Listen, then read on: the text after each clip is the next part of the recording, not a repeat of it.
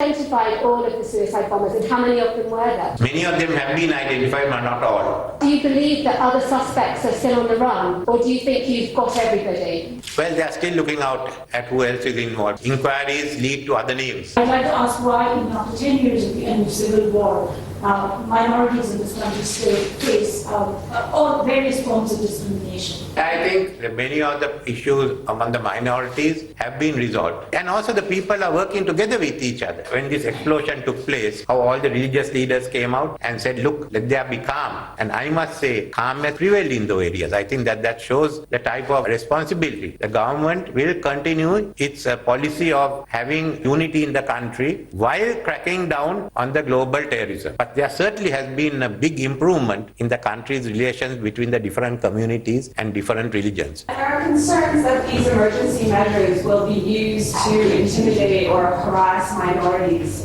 It's only on terrorism. Why is it that a country that is faced with terrorism accused of persecuting its minorities? We have an exact, very good relationship, and the relationship was shown in the last few days. It's being unfair by us. Mr. Singh, how much have the tensions between yourself and President Sirisena come to play in the kind of safeguarding of information each to his own and it not coming to everybody that needs to know? I spoke to the president the day it took place, and we agreed, we recommended the police curfew. We have difference of opinion, but that's been thrashed out, and somehow, look, we've got to get the country out of this problem. Don't think we can start putting personal issues in front. Your government said that 32 Sri Lankan Muslims went to join Islamic State in Syria back in 2016. Do you know, have they come back?